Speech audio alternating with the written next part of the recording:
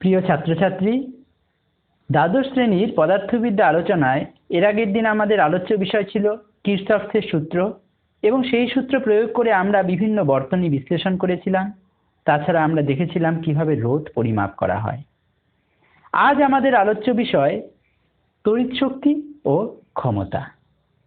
এই অধ্যায়ে আমরা দেখব যখন কোনো তড়িৎ উৎস থেকে তড়িৎ প্রবাহ হয় কোনো একটা বৈদ্যুতিক যন্ত্রের মধ্যে এবং সেই বৈদ্যুতিক যন্ত্রে হয়তো তড়িৎ শক্তি অন্য কোনো শক্তিতে রূপান্তরিত হচ্ছে, তো এই শক্তি সরবরাহের সময় পুরো তড়িৎ শক্তি কিন্তু ওই বৈদ্যুতিক যন্ত্র পায় না ব্যয় করার জন্য। কিছু পরিমাণ শক্তি সরবরাহকারী বর্তনীর মধ্য দিয়েও কিন্তু ব্যয়িত হয় এবং এটা হলো এক ধরনের শক্তির অপচয়। তো আমরা দেখব কি পরিমাণ শক্তি অপচয় হচ্ছে এবং কিভাবে এই শক্তির অপচয়টা বর্তনীর মধ্য দিয়ে তড়িৎ শক্তি প্রবাহিত হওয়ার সময় বর্তনীর মধ্যে তড়িৎ শক্তির এই যে অপচয় সেটা কিভাবে হ্রাস করা যায়। এছাড়া আমরা দেখব বিভিন্ন তড়িৎ যন্ত্র কি হারে শক্তি ব্যয় করে বলতে কি হারে তড়িৎ শক্তিকে অন্য কোনো শক্তিতে রূপান্তরিত করে। এবং আমরা দেখব একটা বৈদ্যুতিক বর্তনী তথা একটা সরবরাহ ব্যবস্থাকে কিভাবে নিরাপদে রাখা যায়। সেক্ষেত্রে বর্তনীর একটা সর্বোচ্চ নিরাপদ প্রবাহ মাত্রা আছে, যে প্রবাহ মাত্রার থেকে বেশি প্রবাহ বর্তনীর মধ্য দিয়ে গেলে বর্তনীটা স্থায়ীভাবে ক্ষতিগ্রস্ত হবে। এই ক্ষতিটা কোনো দুর্ঘটনাজনিত কারণে যদি বর্তনীর প্রবাহটা বেশি হয়ে যায়, কিভাবে সেই প্রবাহের মানটা আমরা নিয়ন্ত্রণ করব বা কিভাবে অতিরিক্ত প্রবাহের সময় বর্তনীকে ক্ষতির হাত থেকে রক্ষা করব, যার জন্য ব্যবস্থার নাম ফিউজ বা এমসিবি। এই বিষয়গুলি আমরা এই চ্যাপ্টারে পড়ব। তো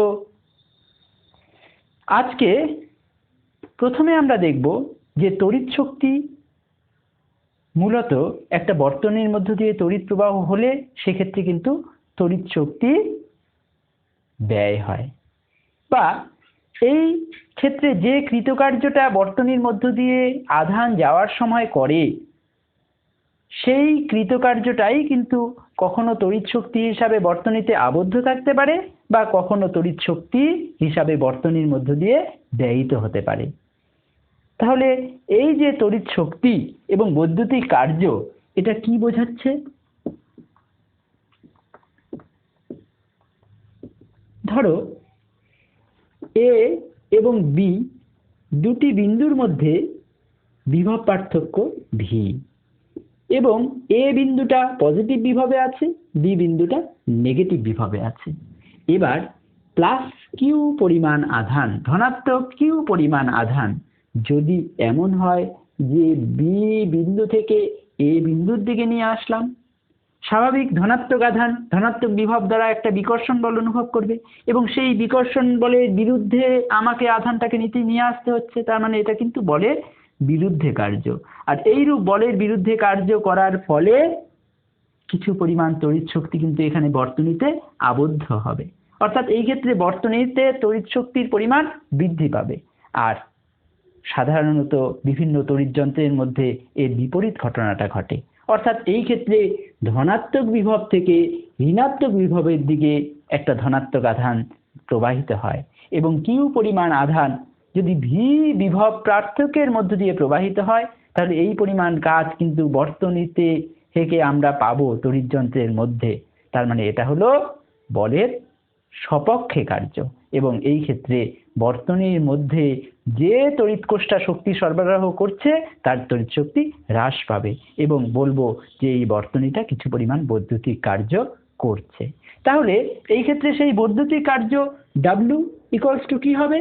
যখন কিউ পরিমাণ আধানকে প্লাস বিভব থেকে ধনাত্মক বিভব থেকে ঋণাত্মক বিভব যুক্ত প্রান্তে নিয়ে যাচ্ছি, ভি বিভব প্রভেদের মধ্যে দিয়ে নিয়ে যাচ্ছি, তাহলে W equals to Q into V, কারণ ভি জানি আমরা একক আধান নিয়ে যাওয়ার জন্য কৃতকার্য, তাহলে কিউ পরিমাণ আধান নিয়ে যাওয়ার জন্য মোট কৃতকার্য ডাব্লিউ ইকুয়ালস টু কি হবে? Q into V.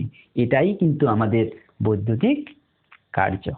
এবার এই বৈদ্যুতিক কার্যের আরেকটা ফর্ম আমরা কিভাবে পাবো? আমরা জানি কি, যদি টি সময় ধরে আই পরিমাণ আধান প্রবাহিত হয় তাহলে এই ক্ষেত্রে কিউ সমান সমান আই ইন্টু টি, প্রবাহ মাত্রা ইন্টু সময় ইকুয়ালস টু কি? মোট আধান। তাহলে সেখান থেকে ডাব্লিউর মান আরেকটা পাচ্ছি, W equals to I T into V বা ভি আই টি, এটাও কিন্তু বৈদ্যুতিক কার্যের একটা গাণিতিক প্রকাশ।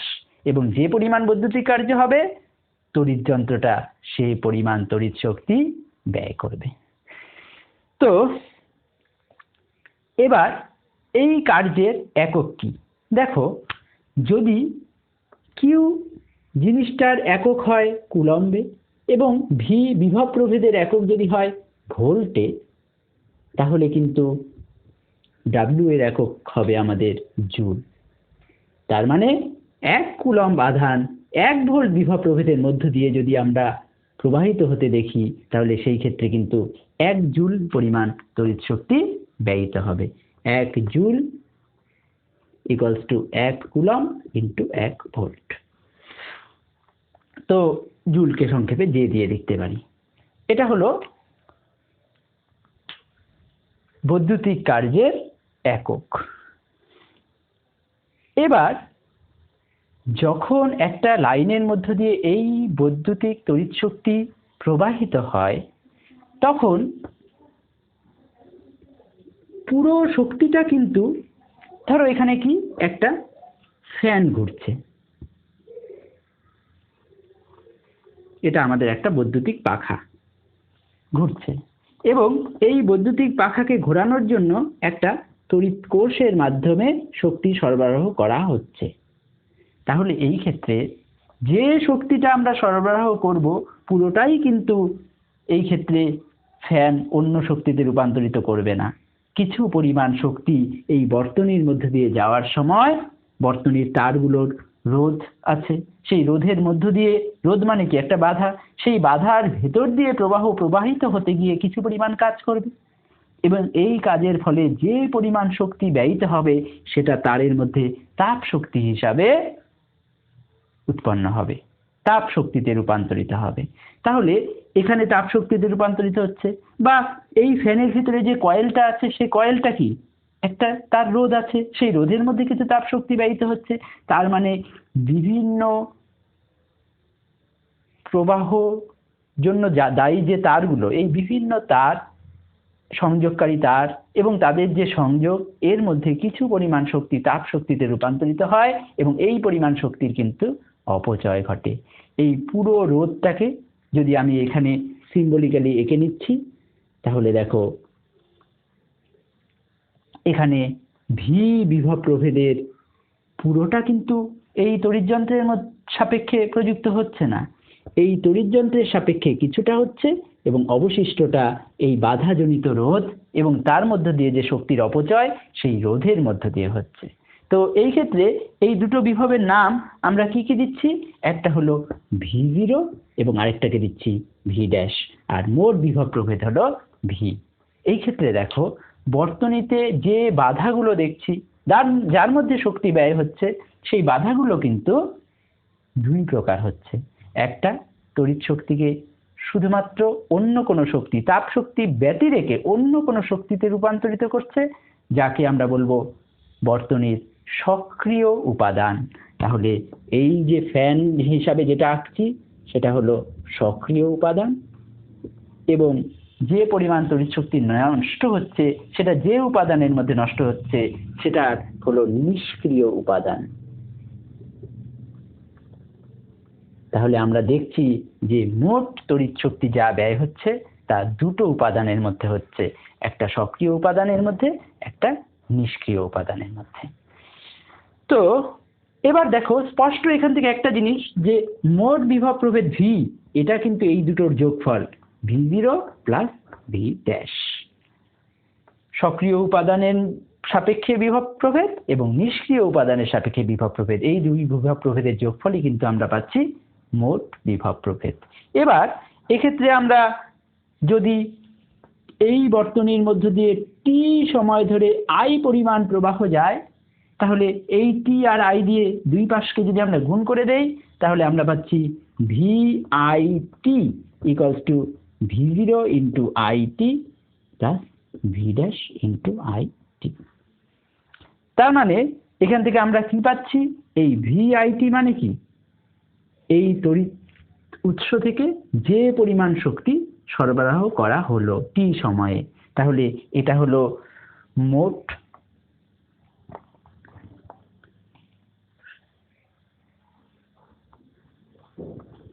ব্যয়িত শক্তি। কোথায় মোট ব্যয়িত শক্তি? বর্তনীতে। আর এই জিনিসটা হলো আমাদের সক্রিয় উপাদানে ব্যয়িত শক্তি, এবং এই জিনিসটা যেটা পাচ্ছি এটা হলো নিষ্ক্রিয় উপাদানে ব্যয়িত শক্তি।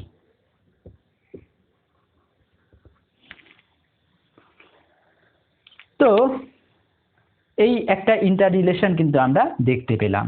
এবার দেখো যে আমি যদি টি দিয়ে সবগুলোকে ভাগ করে দেই তাহলে যে জিনিসটা পাচ্ছি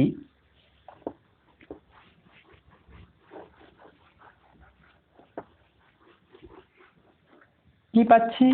ভি ইন্টু আই সমান সমান V zero into I plus V dash into I. আমরা এই ভি ড্যাশ ইন্টু আই এই জিনিসটাকে একটু অন্যভাবে লিখতে পারি। এই যে এখানে যে রোধটা ছিল, এই রোধের মানটা মনে করে নিলাম আর, বাধাজনিত রোধ, বর্তনীর মোট বাধাজনিত রোধ যদি আর হয়, প্রবাহ কত? আই। তাহলে এখান থেকে একটা জিনিস আমরা পাচ্ছি, ভি ড্যাশ সমান সমান আই ইন্টু আর। এই মানটা যদি এখানে বসিয়ে দেই তাহলে ভি আই সমান সমান V zero I plus I square R. তার মানে এগুলো কিন্তু সব এক একটা করে ক্ষমতা, বিভব ইন্টু প্রবাহ মাত্রা সমানে ক্ষমতা। তাহলে এটা হলো মোট ক্ষমতা। তার মানে এক্ষেত্রে মোট ক্ষমতা মানে যে পরিমাণ ক্ষমতা আমরা এখানে প্রয়োগ করছি, তার মানে মোট প্রযুক্ত ক্ষমতা।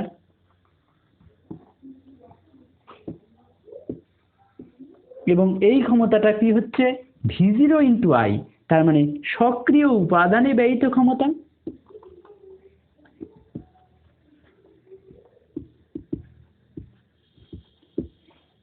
এবং আই স্কোয়ার আর, এটা হলো নিষ্ক্রিয়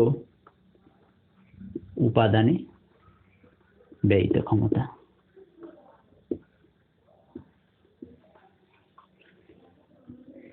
এর আগেরটা আমরা যেটা পেয়েছিলাম সেটা হলো শক্তির সম্পর্ক, এবং এখন যেটা পেলাম সেটা জাস্ট টি দিয়ে ভাগ করলে ক্ষমতার সম্পর্ক। এবার বা এটাকে আমরা আরেকটা ফর্মে লিখতে পারি, P equals two P zero plus P dash.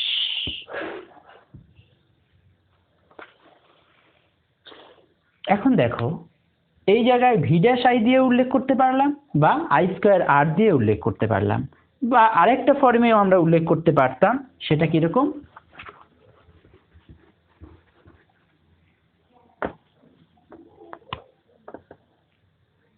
V dash equals to I R. তার মানে আই ইকুয়ালস টু হলো ভি ড্যাশ বাই আর। তার মানে ভি ড্যাশ আই, যেটাকে একটু আগে দেখলাম আই স্কোয়ার আর হতে, সেটাকে আবার দেখা যাবে কি ভি ড্যাশের জায়গায় আই এর জায়গায় ভি ড্যাশ বাই আর বসিয়ে দাও, তাহলে V dash into V dash by R, তার মানে V dash square by R. তার মানে এই জায়গাটার থেকে আমরা দেখতে পেলাম নিষ্ক্রিয় উপাদানে ব্যয়িত ক্ষমতা, এটা কিন্তু এক বলা যায় ভি ড্যাশ ইন্টু আই, আরেক বলা যায় আই স্কোয়ার ইন্টু আর, আরেক বলা যায় V dash square divided by R. এই তিন ফর্মে নিষ্ক্রিয় উপাদানে ব্যয়িত ক্ষমতাকে প্রকাশ করা যাচ্ছে। কিন্তু সক্রিয় উপাদানে ব্যয়িত ক্ষমতা, একে কিন্তু শুধু ভি জিরো ইন্টু আই লিখতে হবে, কারণ সক্রিয় উপাদানের সরাসরি রোধ আমরা জানি না, আর রোধ জানলেও রোধটাকে তো আমরা ওই আর এর মধ্যেই ধরা আছে, কারণ ওটা তাপ উৎপাদনকারী সংস্থা। তার মানে এই ক্ষেত্রে কিন্তু রোধ বিষয়টি নেই, তাই এটার একটাই ফর্ম, এটাকে শুধু ভি জিরো ইন্টু আই দিয়েই প্রকাশ করা যাবে, অন্য কোনোভাবে প্রকাশ করা যাবে না। তাহলে আমরা আরেকবার বলে নিচ্ছি, মোট প্রযুক্ত ক্ষমতা মানে মোট প্রবাহ মাত্রা ইন্টু মোট বিভব, আর সক্রিয় উপাদানে ব্যয়িত ক্ষমতা সেটা হলো সক্রিয় উপাদানের সাপেক্ষে যদি বিভব প্রভেদ ভি জিরো হয় ইন্টু বর্তনীতে প্রবাহ মাত্রা আই, সেটা নিষ্ক্রিয় সক্রিয় উভয় উপাদানের ক্ষেত্রেই আই। এটা এবং নিষ্ক্রিয় উপাদানে ব্যয়িত ক্ষমতা, এটাকে তিন ভাবে প্রকাশ করা যায়। এক I² × R দিয়ে প্রকাশ করা যেতে পারে, এক V' × I দিয়ে প্রকাশ করা যেতে পারে, এবং আরেকটা V'² R এর মাধ্যমেও প্রকাশ করা যেতে পারে। তো এবার যদি দেখা যায় না বর্তনীর মধ্যে তাপ উৎপাদনকারী সংস্থা ছাড়া আর কোনো সংস্থা নাই, তার মানে যে জিনিসটা আমাদের আছে সেটা কি একটা বৈদ্যুতিক হিটার, সেক্ষেত্রে আলোক শক্তি অতি সামান্য, পুরোটাই ধরে নিচ্ছি তাপ শক্তিতে রূপান্তরিত হচ্ছে, তাহলে সেই ক্ষেত্রে কিন্তু এই টার্মটা থাকবে না, এবং সেই ক্ষেত্রে পি এর মানটা সরাসরি কি হবে, P' এর সমান হবে। তার মানে বর্তনীতে শুধুমাত্র তাপ উৎপাদনকারী সংস্থা উপস্থিত থাকলে সেই ক্ষেত্রে হবে পি এর মান শুধুই P' এর সমান, সেই P' এর মান এগুলো হতে পারে। তো এবার আমরা স্পষ্ট যে বর্তনীর মধ্যে কিন্তু কিছু তাপীয় অপচয় হচ্ছে, এবং এই অপচয় হওয়া শক্তিটা সেটা কিন্তু আমাদের কাজে লাগছে না। এবার দেখো, যখন এইরকম সরবরাহ লাইনের মধ্য দিয়ে তড়িৎ শক্তি যাচ্ছে, সে তুমি বলতে পারো যে আমাদের বাড়িতে বিদ্যুৎ শক্তি আসছে কোথায়, ওভারহেড তারের মধ্য দিয়ে রাস্তার, সেই ওভারহেড তারের মধ্য দিয়েও কিন্তু তাপ শক্তিতে রূপান্তরিত হচ্ছে এবং সেই পরিমাণ শক্তি অপচয় হচ্ছে। বড় বড় হাই ভোল্টেজ যে তারগুলো, তার মধ্য দিয়েও কিছু পরিমাণ তড়িৎ শক্তি তাপ উৎপাদন জনিত কারণে অপচয় হচ্ছে। তো এই অপচয়গুলো আমরা কমাবো কেমন করে? তো দেখো, এটার জন্য আমরা বলি যে এইখানে যখন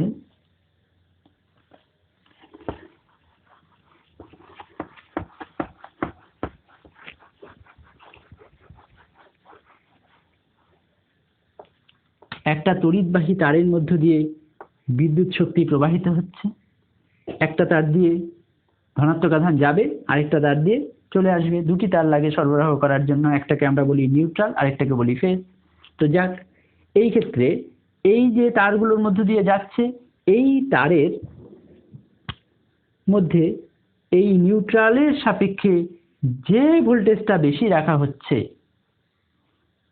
বা নিউট্রাল যদি না থাকে, তিনটেই যদি ফেজ থাকে, তাহলে এই ফেজ তারটার ভূমির সাপেক্ষে যে বিভবটা বেশি রাখা হচ্ছে, সেই বিভবের মানই কিন্তু এখানে কি ভি, এবং এর মধ্যে দিয়ে প্রবাহ মাত্রা হলো আই। এবার ভি ইন্টু আই, এই জিনিসটাই কিন্তু এর মধ্যে দিয়ে কি পরিমাণ তড়িৎ শক্তি একক সময়ে প্রবাহিত হচ্ছে তার মাপ। তার মানে একক সময়ে প্রবাহিত শক্তি, সেটা কিন্তু ভি ইন্টু আই।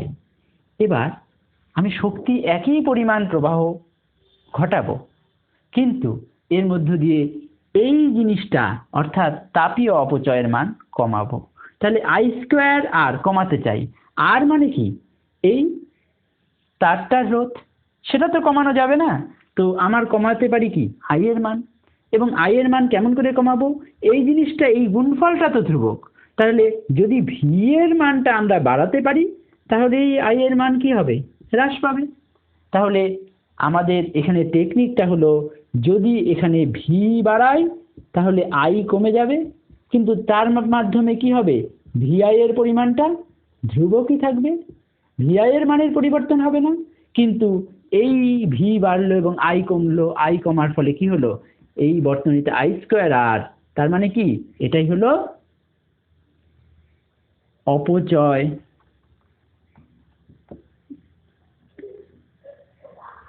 কিসের অপচয়? তড়িৎ শক্তির অপচয়। কতখানি সময়ে? একক সময়ে। তাহলে একক সময়ে তড়িৎ শক্তির অপচয় I²R, এই জিনিসটা কিন্তু আমরা কমাতে পারবো। তাহলে এই জন্যই সাধারণত যে লাইনগুলোর মধ্যে দিয়ে বিদ্যুৎ সরবরাহ করা হয় সেগুলোকে ভি বেশি রাখা হয়, হাই ভোল্টেজ তার হয়। এই জন্য দেখবে যে যখন দূরবর্তী প্রান্তে যখন বিদ্যুৎ সরবরাহ করা হয়, সেই লাইনগুলোর ভোল্টেজ কিন্তু 11,000 volt, 11 kV, kilo volt, 11 kilovolt মানে 11,000 ভোল্ট, তারপরে কি 33 kV, 33,000 কিলোভোল্ট এইরকম, বা কয়েক লক্ষ ভোল্ট এরকম উচ্চ মানের বিভবে রূপান্তরিত করে তারপর সেই তড়িৎটাকে সরবরাহ করা হয়। কিন্তু ওই উচ্চমানের বিভব তো আমাদের গৃহ সংযোগের প্রয়োজন নেই, তার জন্য ওটাকে আবার উপযুক্ত ট্রান্সফরমার নামক একটা রূপান্তরক ব্যবহার করা হয় এবং তার মাধ্যমে ওই বিভবটাকে অনেকটা কমানো হয় এবং তারপর 220 ভোল্ট সেটা আমাদের বাড়িতে ঢুকে আসে। কিছু কিছু তড়িৎযন্ত্রে 220ও ব্যবহার করা হয় না, আজকাল বেশিরভাগের ক্ষেত্রেই 220 ব্যবহার করা হয় না ইলেকট্রনিক জিনিস। তো সেই ক্ষেত্রে আবার ছোট ইন্টারনাল কোনো ডিভাইস থাকে, যেমন আমাদের মোবাইলের ক্ষেত্রে লাগবে হয়তো 5-6 ভোল্ট, টিভির ক্ষেত্রেও দেখবা এরকম অ্যাডাপ্টার একটা থাকে। তার মানে সব ক্ষেত্রেই বিভবটাকে 220 থেকে আরো কমানো হয়। কিন্তু সরবরাহকারী লাইনের মধ্যে যত সম্ভব বিভবের মান বাড়ানো হয় যাতে এই তাপ উৎপাদন জনিত কারণে শক্তির অপচয়টা হ্রাস করা যায়, এটাই টেকনিক।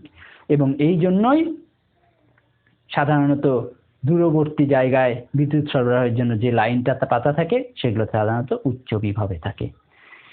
তো এবার আমরা দেখব একটা বর্তনীর কথা এবং এই বর্তনীতে কি পরিমাণ তড়িৎ শক্তি ব্যয়িত হয়।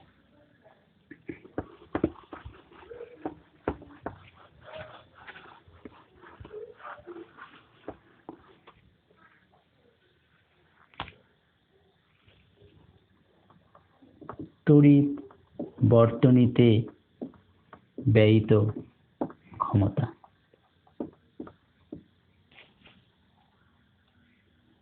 মনে করে নেই এই আমাদের তড়িৎ বর্তনী, একটা তড়িৎ কোষ যার বিভবের মান, তড়িৎচালক বলের মান ই এবং অভ্যন্তরীণ রোধের মান আর, এবং এটা একটা বহির্বর্তনীর রোধের সাথে যুক্ত, যেই রোধের মান হলো বড় হাতের আর।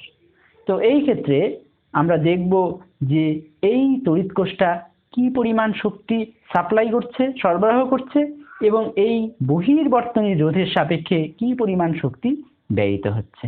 দেখো এই ক্ষেত্রে নোট প্রবাহ মাত্রা কত? আই সমান সমান E divided by R plus R, এটা আমাদের আসলো মোট প্রবাহ মাত্রা। এবার এই তড়িৎ কোষটা কি পরিমাণ শক্তি বর্তনীকে সরবরাহ করছে সেটা হলো ইনপুট পাওয়ার, তাই এটাকে আমরা বলবো যে ইনপুট ক্ষমতা।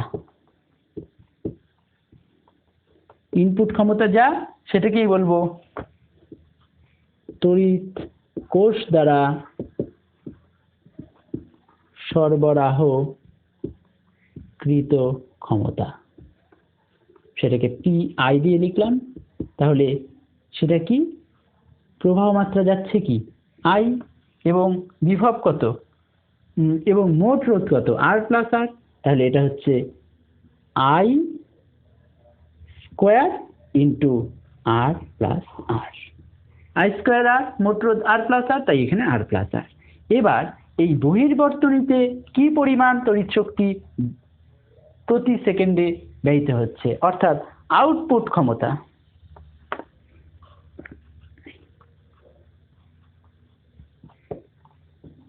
আউটপুট ক্ষমতা মানে এই বহির্বর্তনী রোধকে আমরা বলবো ভার রোধ, ভার রোধে ব্যয়িত ক্ষমতা, সেটা হবে পিও, সেটা হলো আই স্কোয়ার ইন্টু এইটুকু জায়গার মধ্যে রোধ কি শুধুই আর, তাহলে আই স্কোয়ার ইন্টু আর।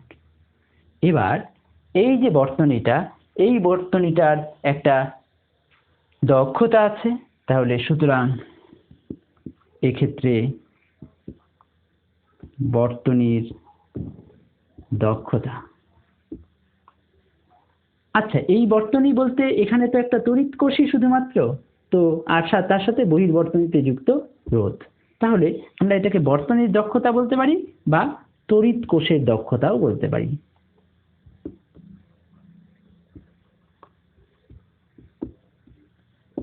সেই দক্ষতা, এটাকে ইটা দিয়ে লিখবো, ইটা ইকুয়ালস টু কি আসছে, কতখানি আমি পেলাম আর কতখানি আমি দিলাম, পিও বাই পিআই। পিওর মান হলো আই স্কোয়ার আর প্লাস আর, আর নিচে হলো আর, তার মানে আর প্লাস আর ডিভাইডেড, পিও উপরে হলো আর, আর নিচে হলো আর প্লাস আর, তার মানে হচ্ছে হলো 1/1 প্লাস r/r। এখন এই ক্ষেত্রে দেখো r এর মান যত বাড়ছে r/r এর মান কমছে, তার মানে নিচের জিনিসটা তত কমছে, তাই ইটার মান কিন্তু বাড়ছে। তার মানে r যত বৃদ্ধি পাচ্ছে দক্ষতা ইটার মানও কিন্তু ততই বৃদ্ধি পাচ্ছে। এবং এটা গ্রাফিক্যাল রিপ্রেজেন্টেশনটা এইরকম। সর্বোচ্চ একটা মানে কখন পৌঁছাবে? যখন r এর মান ইনফিনিটি, তখন r/ইনফিনিটি কত? 0। That means 1 + 0 1, 1/1, that means eta equals to 1। এবং এই সর্বোচ্চ মানটা কিন্তু 1। এবং কখন পৌঁছাবে? যখন r এর মানটা হবে অসীম, তখন ওই 1 এ গিয়ে পৌঁছাবে। আর তাছাড়া বাড়বে। এবং কিভাবে বাড়বে? এইরকম ভাবে বাড়বে। এবং একটা সময় গিয়ে কিন্তু এটা 0.5 হবে। কখন 0.5 হবে? যখন দেখো এই r এর মানটা ছোট r এর সমান, তখন r কেটে যাবে, থাকলো 1, 1 + 1, 1/1। তার মানে তখন কিন্তু যখন r এর মানটা হচ্ছে r, তখন ইটা ইকুয়ালস টু 1/1 প্লাস 1/1, 1/1 প্লাস 1, তার মানে 1/2, তার মানে 0.5। তার মানে এটা কখন হচ্ছে? যখন r এর মানটা ছোট হাতের r অর্থাৎ বহির্বর্তনীর রোধ যখন অভ্যন্তরীণ রোধের সমান হচ্ছে, তখনই কিন্তু দক্ষতার মানটা সর্বোচ্চ হচ্ছে। এবার এটা আমরা দেখলাম যে একটা তড়িৎ উৎসের দক্ষতা কিভাবে পরিবর্তন হয়। এবার আমরা দেখব যে আউটপুট ক্ষমতা পিও, এটার মান কখন সর্বোচ্চ হয়। দেখো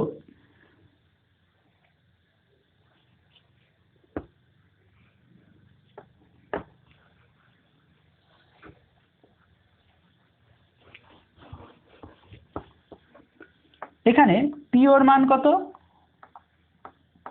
I² × r। আবার i এর মানটা এটা, তাহলে এটা বসিয়ে দাও, তাহলে E² / r + r তার স্কোয়ার × r।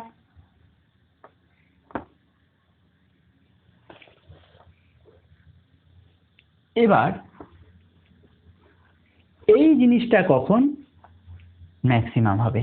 তার আগে বলো এই জিনিসটা কিভাবে r এর সঙ্গে পরিবর্তন হচ্ছে। এটাকে যদি তুমি গ্রাফে আঁকো তাহলে দেখতে হবে এরকম।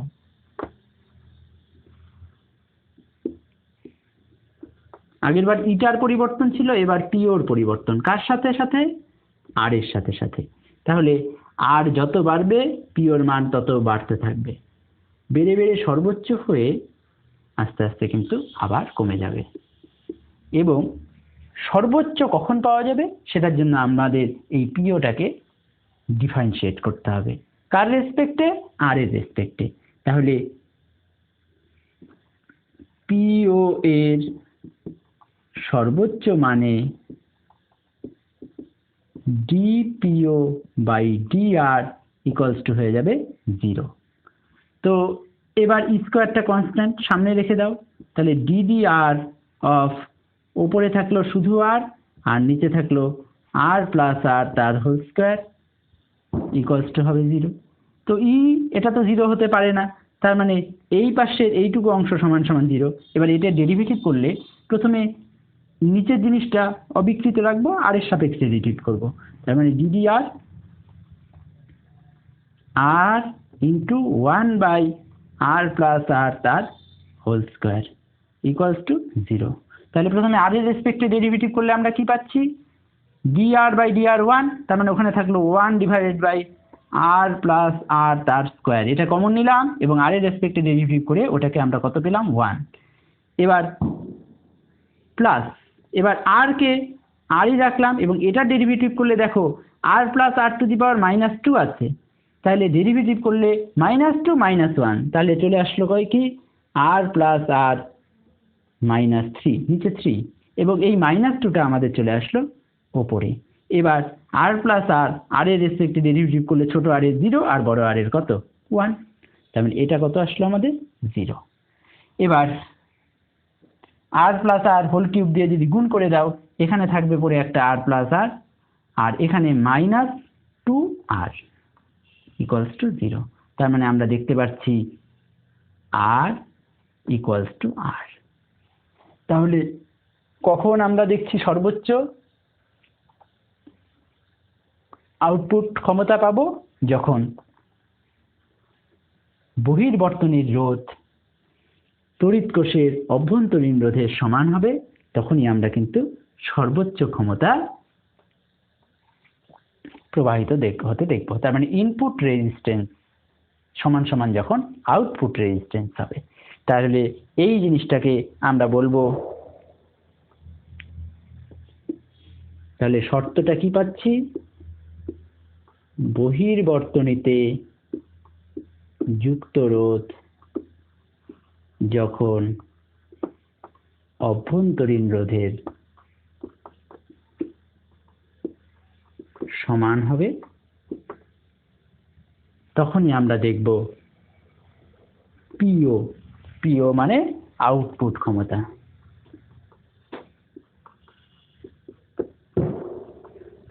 সর্বোচ্চ হবে।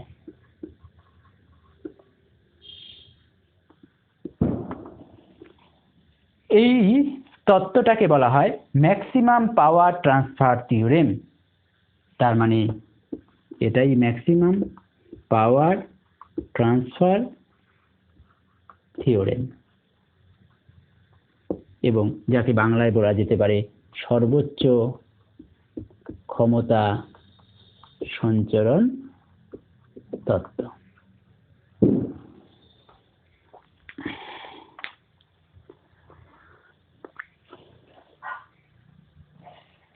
এবার আমরা দেখব এই যে একটু আগে ক্ষমতা যেটা পেয়েছিলাম, সেই ক্ষমতার একক। একটু বলেও ছিলাম ক্ষমতার একক কিন্তু এই ক্ষেত্রে ওয়াট। তার মানে কোনো তড়িৎ যন্ত্র তার গায়ে কিন্তু ক্ষমতাটা ওয়াট হিসাবে লেখা থাকে। ধরো একটা বাল্বের গায়ে দেওয়া আছে 100 ওয়াট, তার মানে বুঝবো কি আমরা, যে ওই বাল্বটি 1 সেকেন্ড সময়ে 100 জুল পরিমাণ শক্তি ব্যয় করে। তো এছাড়া তড়িৎ যন্ত্রগুলোয় আরো বড় বড় একক থাকতে পারে, যেমন কিলোওয়াট। 1 কিলোওয়াট মানে 1000 ওয়াট, বা মেগাওয়াট থাকতে পারে, 1 মেগাওয়াট মানে 1000 কিলোওয়াট, বা গিগাওয়াটও থাকতে পারে, 1 গিগাওয়াট সমান সমান 1000 মেগাওয়াট। তাছাড়া তড়িৎ যন্ত্রগুলোতে আর যে এককটা ব্যবহার করা হয় কখনো, সেটা হলো HP, horse power. 1 horse power সমান সমান 746 এত ওয়াট। তো আমরা বিভিন্ন তড়িৎ যন্ত্রে এই যে ক্ষমতার পরিমাপগুলো তার গায়ে লেখা থাকবে, এবং তার থেকে কোনো গৃহসংযোগে কতগুলো তড়িৎ যন্ত্র ব্যবহার করার ফলে সেখানে দৈনিক বা মাসিক কী হারে শক্তি ব্যয় হবে, এগুলো তোমরা মাধ্যমিকে ক্যালকুলেশন করেছো, এবং এর থেকে সেই ক্যালকুলেশনগুলো কিন্তু তোমরা করতে পারবে। এরপর এছাড়া তড়িৎ শক্তির একটা একক আছে। তড়িৎ শক্তির একক যে পরিমাণ শক্তি কোনো তড়িৎ কোষে সঞ্চিত হতে পারে, বা যে পরিমাণ শক্তি আমরা গৃহসংযোগে দৈনিক বা মাসিক ভিত্তিতে ব্যবহার করতে পারি। এটা একটা একক হলো BOT, board of trade unit, এবং এই 1 বিওটি মানে হলো 1 কিলোওয়াট আওয়ার। তার মানে 1 কিলোওয়াট ক্ষমতা সম্পন্ন যন্ত্র 1 ঘন্টা চললে যে পরিমাণ তড়িৎ শক্তি ব্যয় হয় সেটাই হলো 1 বিওটি। এছাড়া কোনো ব্যাটারির মধ্যে কি পরিমাণ তড়িৎ শক্তি সঞ্চিত থাকে, এর জন্য একটা সেক্ষেত্রে তড়িৎ আধান কি পরিমাণ সঞ্চিত থাকে তার জন্য একটা একক আছে, সেটা হলো অ্যাম্পিয়ার আওয়ার। সাধারণত কোনো ব্যাটারির গায়ে ধরো লেখা আছে 150 অ্যাম্পিয়ার আওয়ার, তার মানে ওই ব্যাটারিটি 150 অ্যাম্পিয়ার পরিমাণ প্রবাহ মাত্রা 1 ঘন্টা ধরে সরবরাহ করতে পারবে। কোনো ব্যাটারির গায়ে দেওয়া আছে ধরো 5000 mAh, তার মানে ওই ব্যাটারিটি 5000 মিলি অ্যাম্পিয়ার পরিমাণ প্রবাহ মাত্রা 1 ঘন্টা ধরে সরবরাহ করতে পারবে। তার মানে এই ক্ষেত্রে ampere hour, milli ampere hour এগুলো তড়িৎ আধানের একক। কিন্তু এখানে কিলোওয়াট আওয়ার বা বিওটি এটা হলো তড়িৎ শক্তির একক। এবার দেখো আমরা রোধ জনিত কারণে যে তাপের অপচয়টা দেখেছিলাম সেটাকে আমরা কি দেখেছিলাম W একটা পেয়েছিলাম I² RT, টি সময়ে রোধ জনিত কারণে ব্যয়িত শক্তি, বা এটার আরেকটা ফর্ম আমরা পেয়েছিলাম V²/R × T, এবং আরেকটা ফর্ম আমরা পেয়েছিলাম VI × T। এই প্রত্যেকটা জিনিসের একক কিন্তু আসবে যখন এই জিনিসটাতে I এর একক হলো অ্যাম্পিয়ারে, এবং R এর একক ওহমে, এবং T এর একক সেকেন্ডে, তখন ডাব্লুটা কিন্তু আসবে জুল এককে। তো তাপের একক কিন্তু আমরা জুল এককে নিয়েছি, কিন্তু তাপের একটা প্রচলিত একক আছে, সেটা কি ক্যালোরি। তাহলে ক্যালোরি এককে কি পাবো? দেখো জুলটা যেমন শক্তির একক, জুল আবার কার্যেরও একক, এবং এই ক্ষেত্রে এই কার্য থেকে তাপে যেতে গেলে যে তুল্যতা লাগে তাকে বলি আমরা তাপের যান্ত্রিক তুল্যাঙ্ক। মানেটা কি? মানে হলো ডাব্লু পরিমাণ কার্য, সেটা যদি সম্পূর্ণ তাপে রূপান্তরিত করি তাহলে আমরা কি পরিমাণ পাই? যদি H পরিমাণ তাপ পাই, ডাব্লু পরিমাণ কার্য থেকে যদি H পরিমাণ তাপ পাই, তাহলে বলা হয় এই দুটো পরস্পর সমানুপাতিক। তার মানে ডাব্লু ভ্যারিজেস H, এবং এই ক্ষেত্রে একটা সমানুপাতিক ধ্রুবক আসবে, সেটাকে জে অক্ষর দিয়ে লেখা হয় ডাব্লু সমান সমান জে ইন্টু এইচ। তাহলে জে জিনিসটা কি? J equals to W/H। তার মানে H যখন 1 তখন W মানেই হলো জে, H যখন 1 তখন W মানেই হলো জে, বা তখন জে আর কিছুই না, ডাব্লুটাই হলো জে। তাহলে এই ক্ষেত্রে H1 মানে কি? H1 মানে হলো একক পরিমাণ তাপ। সেটা কোন এককে? ক্যালোরি এককে। তাহলে 1 ক্যালোরি তাপ উৎপন্ন করতে যত জুল পরিমাণ কার্য করতে হয়, তার মানে 1 ক্যালোরি তাপ উৎপন্ন করতে কত জুল পরিমাণ কার্য করতে হয়? দেখা যায় 4.2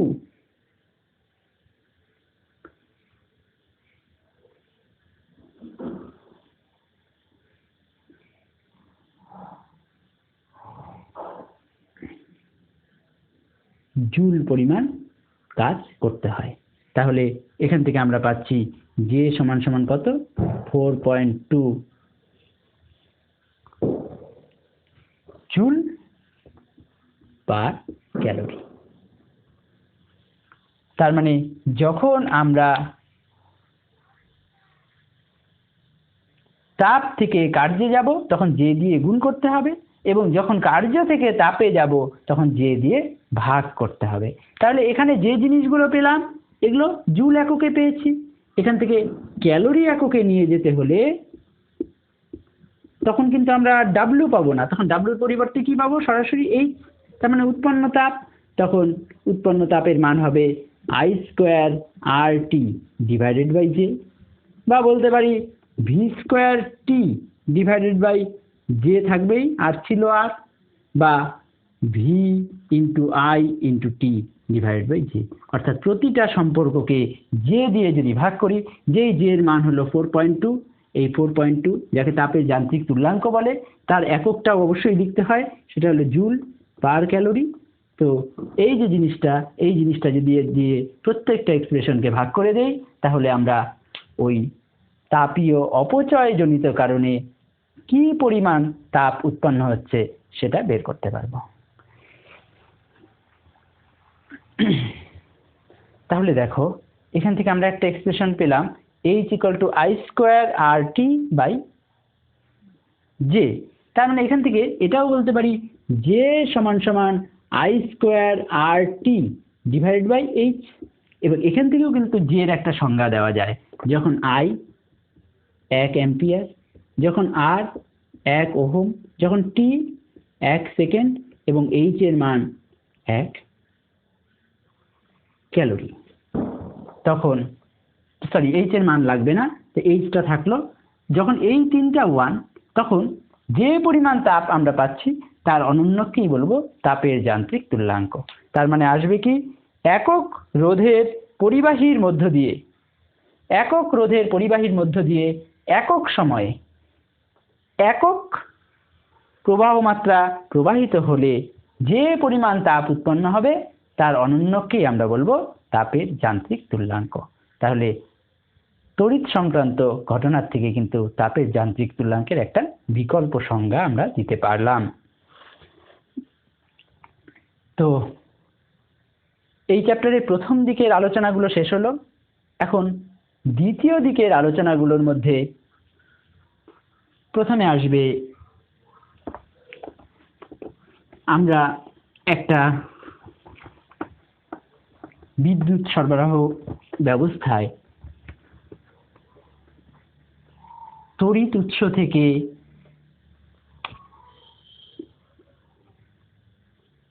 তড়িৎ শক্তিকে একটা বর্তনীর মধ্য দিয়ে নিয়ে গিয়ে কোনো একটা তড়িৎ যন্ত্রের মধ্যে ব্যবহার করি।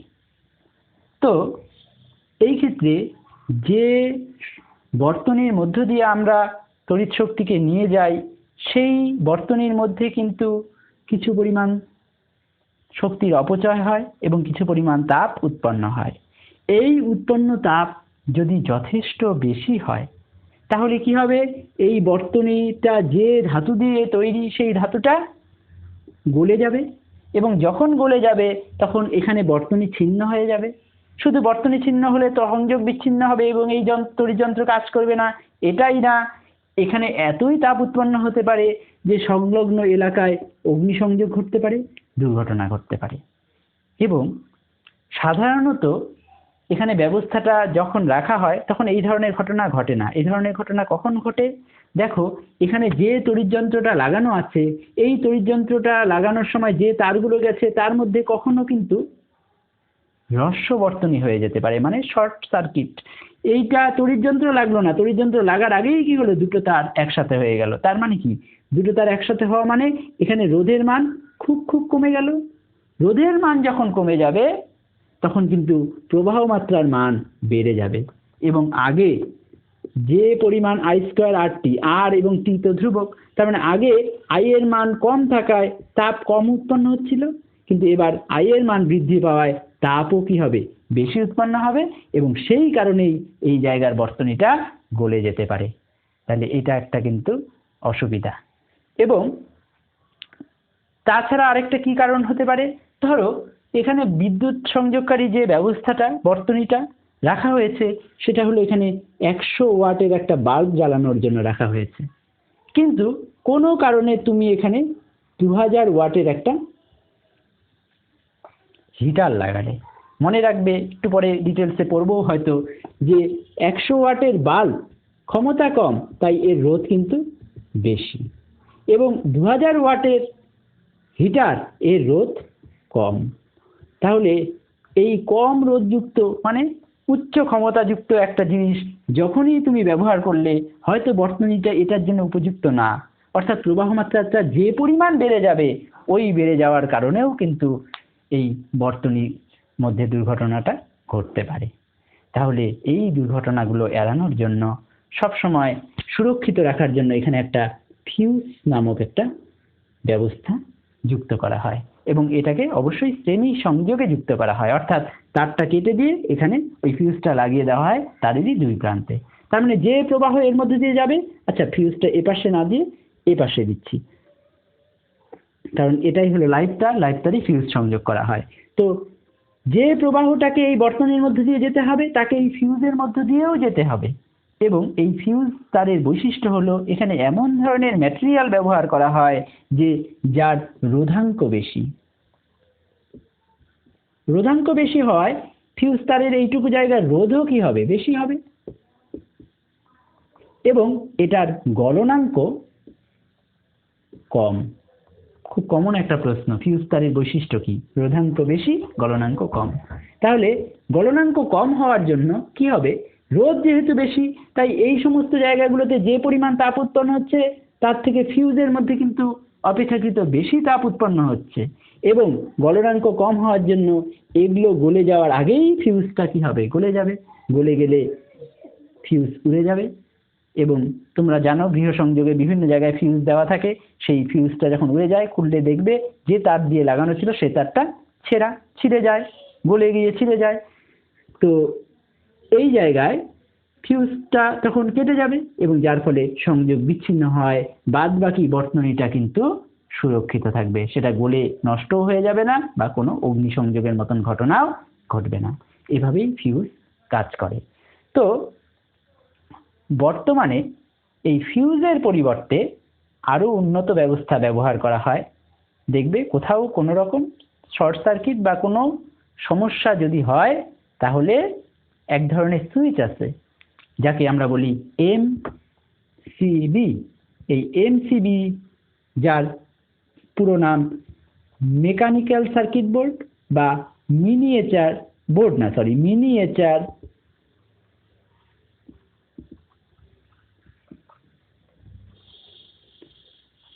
মেকানিক্যাল সার্কিট ব্রেকার বা মিনিয়েচার সার্কিট ব্রেকার। তো এটা কি, এটা হলো এখানে ফিউজের পরিবর্তে এক ধরনের সুইচ। এই সুইচটা কি হবে, যখনই প্রবাহ মাত্রাটা খুব বেড়ে যাবে সুইচটা অটোমেটিক্যালি অফ হয়ে যাবে, এবং তারপর তোমার সুইচটাকে আবার অন করে দিলেই বর্তনীতে যে সমস্যাটা, অন করে দিলেও দেখা গেল আবার সুইচ অফ হয়ে যাচ্ছে, তার মানে বর্তনীতে কোনো সমস্যা আছে। তারপরে সেই সমস্যাটা মিটিয়ে সুইচটা অন করে দিলেই আমাদের আবার নিরাপদ তড়িৎ প্রবাহ পাবো।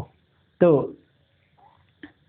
এই এমসিবি জিনিসটা কিন্তু কম ভোল্টেজের ক্ষেত্রেই ব্যবহার করা হয়, কিন্তু অপেক্ষাকৃত বেশি ভোল্টেজ, হাই ভোল্টেজ সরবরাহকারী লাইনের মধ্যে এমসিবি ব্যবহার না করে ব্যবহার করা হয় সুইচ গিয়ার। এবং এই সুইচ গিয়ারগুলো শুধুমাত্র সার্কিট ব্রেকার হিসাবেই কাজ করে না, তার সাথে সাথে এগুলো ট্রাবল শুটার, মানে এরা বর্তনীতে থাকা কিছু ত্রুটিকে নিজের থেকেই নিরসন করতে পারে।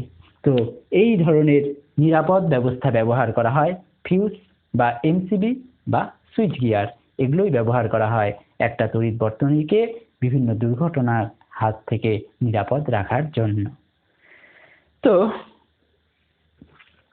এবার আমরা দেখব যে একটা ফিউজের মধ্য দিয়ে, এই যে ফিউজ লাগানো আছে এই ফিউজের মধ্য দিয়ে সর্বোচ্চ কি মানের প্রবাহ যেতে পারে।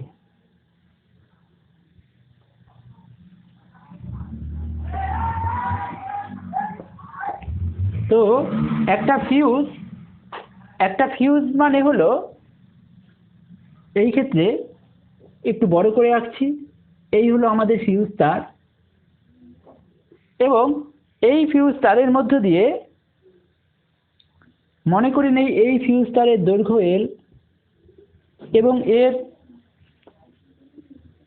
চুঙাকৃতি তারের ব্যাসার্ধ আর এবং এর রোধাঙ্ক রো।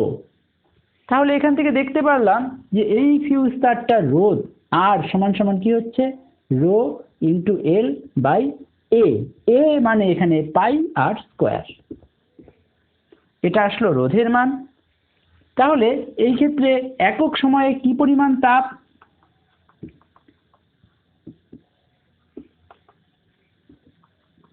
হবে, এইচ সমান সমান একটু আগেই দেখলাম আই স্কোয়ার আর টি ছিল, কিন্তু এটা একক সময় তাই টি থাকলো না, ডিভাইডেড বাই জে। তাহলে আসলো আমাদের I square rho L by pi J R square. একক সময়ে এই পরিমাণ তাপ উৎপন্ন হচ্ছে। এখন দেখো যে পরিমাণ তাপ এখানে উৎপন্ন হবে সেটার কিন্তু দুটো অংশ। তাহলে উৎপন্ন তাপ, এটার একটা অংশ কি করবে, এই তারের উষ্ণতা বৃদ্ধি করবে,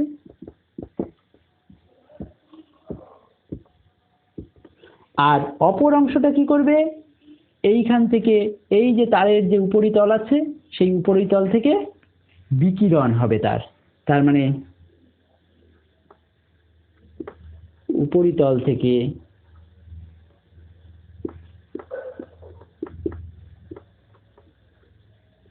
বিকীর্ণ তাপ।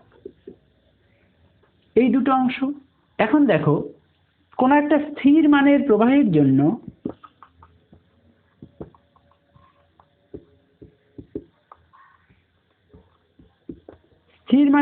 জন্য কি হবে, প্রথমে উষ্ণতাও বৃদ্ধি হতে থাকবে এবং উপরিতল থেকে তাপও বিকীর্ণ হতে থাকবে। উষ্ণতা বৃদ্ধি হতে হতে একটা সময়ে কিন্তু একটা স্টেডি স্টেট টেম্পারেচার রিচ করবে, তার মানে একটা স্থির তাপমাত্রায় কিন্তু পৌঁছাবে। তখন আর তারের উষ্ণতা বৃদ্ধি হবে না, তখন উৎপন্ন তাপ উপরিতল থেকে বিকীর্ণ তাপের সমান হবে। তার মানে স্থির মানের প্রবাহের জন্য আমরা পাবো কি, ফিউজের একটা স্থির উষ্ণতা পাবো। এটা কিন্তু একটা উষ্ণতা, এটা কিন্তু একটা সাম্যাবস্থা, এবং এই সাম্যাবস্থায় আমরা দেখতে পাবো কি, যে যে পরিমাণ তাপ উৎপন্ন হচ্ছে সেই পরিমাণে বিকীর্ণ হচ্ছে।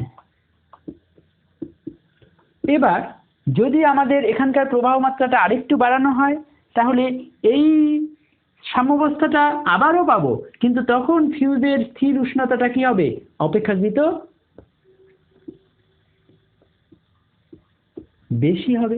তার মানে আমি এর মধ্যে দিয়ে প্রবাহ যখন বাড়াচ্ছি, তখন এই ফিউজের উষ্ণতাটা আগে 40 ডিগ্রি সেন্টিগ্রেডে গিয়ে স্থির হয়ে দাঁড়িয়েছিল। এবার যেই বাড়ালাম উষ্ণতাটা, তখন 50 ডিগ্রিতে গিয়ে স্থির হয়ে দাঁড়ালো। যেই প্রবাহ মাত্রা আরো বাড়ালাম, তখন 60 ডিগ্রিতে গিয়ে স্থির হলো। এবং এই তারটার একটা গলনাঙ্ক আছে, এটা যে সংকর ধাতু দিয়ে তৈরি তার একটা নির্দিষ্ট গলনাঙ্ক আছে, এবং এই প্রবাহ মাত্রা বাড়তে বাড়তে এই স্থির উষ্ণতাটা যখন সেই গলনাঙ্কের সমান হয়ে যাবে, তখনই কিন্তু এই তারটা গলে যাবে। তাহলে সেই সময়ে যে প্রবাহটা এর মধ্যে দিয়ে যাচ্ছে, যে স্থির প্রবাহটা এর মধ্যে দিয়ে যাচ্ছে, তাই কিন্তু ফিউজের সর্বোচ্চ প্রবাহ মাত্রা, বা এই বর্তনীটার নিরাপদ প্রবাহ মাত্রাটা কিন্তু এই সর্বোচ্চ প্রবাহ মাত্রা কম রাখতে হবে। যদি বেশি রাখা যায়, যে ফিউজ বেশি সহ্য করতে পারছে কিন্তু বর্তনী বেশি পারছে না, তাহলে ফিউজ ওড়ার আগেই বর্তনীটাই নষ্ট হয়ে যাবে। যাক, তাহলে আমরা দেখতে পেলাম কি এখানে, যে একটা উষ্ণতা আসবে যখন, যেটাকে আমরা বলবো গলনাঙ্ক, এবং যখন গলনাঙ্কে পৌঁছাবে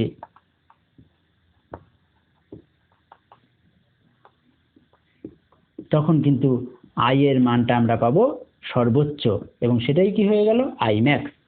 এবং এই ক্ষেত্রে এই বিকীর্ণ তাপের পরিমাণটা আমাদের কিন্তু বের করতে হচ্ছে। তাহলে বিকীর্ণ তাপ কি, মনে করি একক ক্ষেত্রফলে বিকীর্ণ তাপ সেটা হলো এইচ। সুতরাং মোট বিকীর্ণ তাপ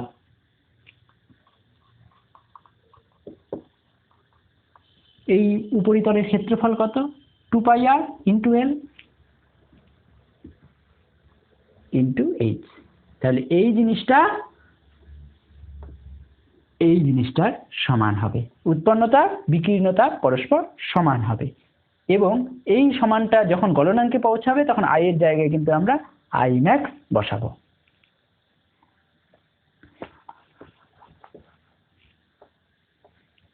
সুতরাং সর্বোচ্চ প্রবাহে সাম্যাবস্থায়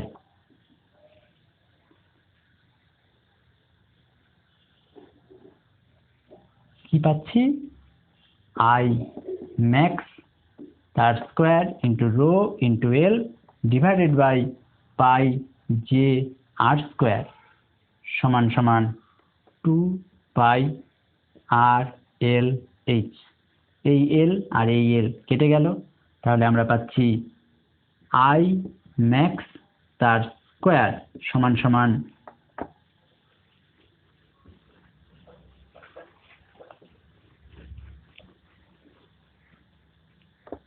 2π² JH ইন্টু আর কিউব থাকবে, আর নিচে থাকবে rho. Two pi square J H by rho into R cube. লক্ষ্য করো বা এই ক্ষেত্রে আই ম্যাক্স এটা হবে হলো root over two pi square J H by rho into R to the power 3/2। লক্ষ্য করো এই ক্ষেত্রে কিন্তু এল এর কোনো টার্ম এখানে নেই, অর্থাৎ ফিউজ তার যদি ছোট লাগাও তাও নিরাপদ প্রবাহ মাত্রা যত হবে, ফিউজ তারটা যদি অপেক্ষাকৃত লম্বা হয় তাও নিরাপদ প্রবাহ মাত্রা কিন্তু তাই হবে। তার মানে সুতরাং সর্বোচ্চ নিরাপদ প্রবাহ মাত্রা সেটা কিন্তু ফিউজের দৈর্ঘ্য নিরপেক্ষ। আবার আরেকটা জিনিস দেখো, এই ক্ষেত্রে আইটা যে তাপের যান্ত্রিক তুল্যাঙ্ক, পাই এগুলো সব ধ্রুবক, এইচ মানে যে উপাদান আমরা ব্যবহার করছি তার একক ক্ষেত্রফলে বিকীর্ণ তাপ, এটাও একটা উপাদানের জন্য ধ্রুবক, রো একটা উপাদানের জন্য ধ্রুবক। তার মানে এই জিনিসগুলো কিন্তু যে উপাদান ব্যবহার করে আমরা ফিউজ তৈরি করব তার জন্য ধ্রুবক। তাহলে যখন আমি ফিউজ তৈরি করব, ওই ফিউজটা 5 অ্যাম্পিয়ার প্রবাহ সহ্য করতে পারবে না 10 অ্যাম্পিয়ার প্রবাহ সহ্য করতে পারবে না 20 অ্যাম্পিয়ার প্রবাহ সহ্য করতে পারবে, সেটা কিসের উপর নির্ভর করবে? শুধু এই আর এর উপর নির্ভর করবে। এবং কিভাবে নির্ভর করবে? এই সম্পর্ক অনুযায়ী নির্ভর করবে। তাই আমরা কিন্তু যখন কোন অ্যাম্পিয়ারের জন্য বের করব তার উপর নির্ভর করে আমরা কিন্তু আর এর একটা মান পাবো, এবং সেই আর এর মতন যদি একটা ফিউজ তার তৈরি করতে পারি তাহলে সেটা কিন্তু ওই অ্যাম্পিয়ারই তার সর্বোচ্চ প্রবাহ মাত্রা হবে। তার মানে এইভাবে ফিউজ তার তৈরির ক্ষেত্রে কিন্তু এই ফর্মুলাটা ব্যবহার করা হয়।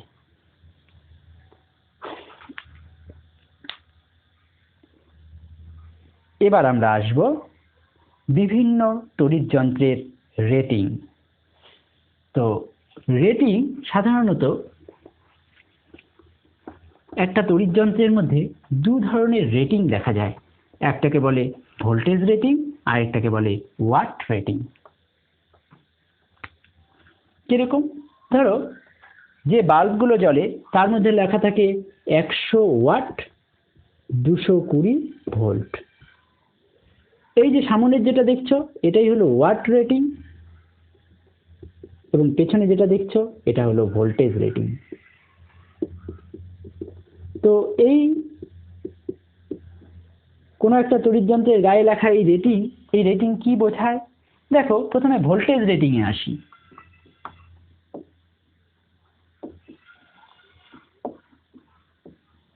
ভোল্টেজ রেটিং বলতে বোঝায় যে এই তড়িৎ যন্ত্রটা মধ্য দিয়ে সর্বোচ্চ এই তড়িৎ যন্ত্রটা সর্বোচ্চ 220 ভোল্ট বিভব পার্থক্যের সাথে যোগ করা যেতে পারে। অর্থাৎ এই তড়িৎ যন্ত্রের দু প্রান্তের বিভব প্রভেদ সর্বোচ্চ 220 ভোল্ট রাখা যেতে পারে। তার থেকে কম রাখলে তড়িৎ যন্ত্রটা অপেক্ষাকৃত কম তড়িৎ শক্তি ব্যয় করবে এবং কম অন্য শক্তি তার থেকে পাবো, তার মানে তার কর্মক্ষমতা কম হবে। এবং যদি 220 ভোল্টের থেকে বেশি বিভব ব্যবহার করি তাহলে আমাদের কি হবে? তড়িৎ যন্ত্রটা নষ্ট হওয়ার সম্ভাবনা থাকবে।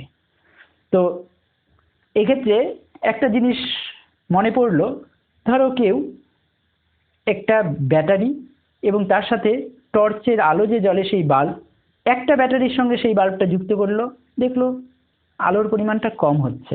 সে কি করলো? একটা 1.5 ভোল্ট, দুটো ব্যাটারি, তার মানে 1.5 1.5 3 ভোল্ট, দেখলো বাহ আলোর ঔজ্জ্বল্য বাড়লো। তিনটে ব্যাটারি ব্যবহার করলো 4.5 ভোল্ট, আলো আরো উজ্জ্বল হলো। আগেকার দিনে রেডিও ছিল, সে রেডিও খুলে 4টা ব্যাটারি নিয়ে এসে 4টাই লাগালো, আরো বেশ আলো। এবার পঞ্চমটা লাগাতে গেলেই দেখা গেল অতি উজ্জ্বল আলো পাওয়ার পরেই আর বাল্বটা জ্বলছে না। কাছে নিয়ে দেখা গেল বাল্বে যে ফিলামেন্টটা থাকে সেটা আর আগের মতন অবস্থায় নেই, সেটা কাটা। তার মানে কি? তার মানে ওই বাল্বটা সর্বোচ্চ যত ভোল্ট বিভবে জ্বলতে পারত, ওর ভোল্টেজ রেটিং যত ছিল সে 4 × 1.5 কত 6 ভোল্ট, 6 ভোল্টে ওটা জ্বলতে পারতো, কিন্তু 7.5 ভোল্টে যখন ওটাকে জ্বালানো হচ্ছিল তখন ওটা নষ্ট হয়ে গেল। যাক, তো এইটাই হলো ভোল্টেজ রেটিং। তার মানে ভোল্টেজ রেটিং হলো সেই ভোল্টেজের মান যেই মানের ভোল্টেজের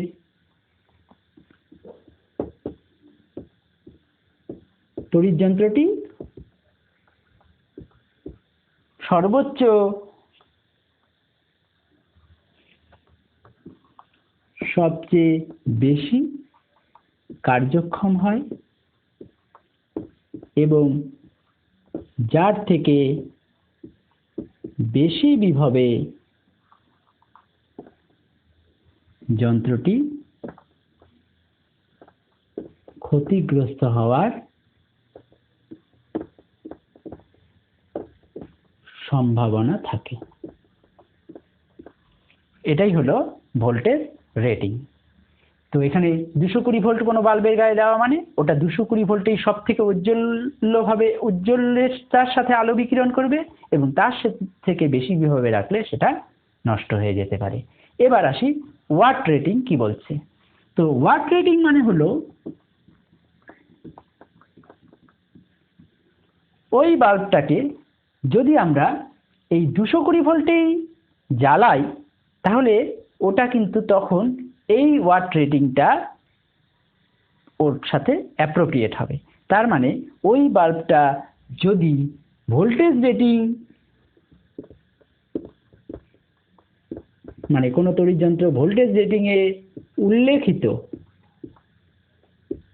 বিভব প্রভেদের মধ্যে কাজ করে তবে প্রতি সেকেন্ডে বা তবে যে হারে তড়িৎ শক্তি ব্যয় করবে তাকেই ওয়াটেজ রেটিং বা ওয়াট রেটিং বলে। তার মানে এখানে 100 ওয়াট রেটিং মানে কি, যদি ওই বাল্বটার দুই প্রান্তের মধ্যে 220 ভোল্ট বিভব প্রভেদ রাখা হয় তাহলে ওই বাল্বটা কিন্তু 1 সেকেন্ড সময়ে 100 জুল পরিমাণ তড়িৎ শক্তি ব্যয় করবে। তার পুরোটাই যে আলোক শক্তি হিসাবে পাবো তা না, কিছু তড়িৎ শক্তি অপচয় করবে এবং অবশিষ্টাংশ আমাদেরকে আলোক শক্তি হিসাবে, প্রত্যাশিত শক্তি হিসাবে ফেরত দেবে। তো যাক, এটা ছিল ওয়াটেজ রেটিং। এবার এই যে তড়িৎ যন্ত্রটা যার গায়ে 100 ওয়াট এবং 220 ভোল্ট লেখা আছে সেটার মধ্য দিয়ে আমরা প্রবাহ মাত্রা গণনা করব এবং রোধ গণনা করব। ধরো এটাকে একটা তড়িৎ সংযোগে যুক্ত করলাম এবং মনে করলাম দু প্রান্তে বিভব প্রভেদ ওই 220 রাখা হলো। তাহলে সেই ক্ষেত্রে আমরা দেখছি, তাহলে প্রথমে আমরা গণনা করব প্রবাহ মাত্রা।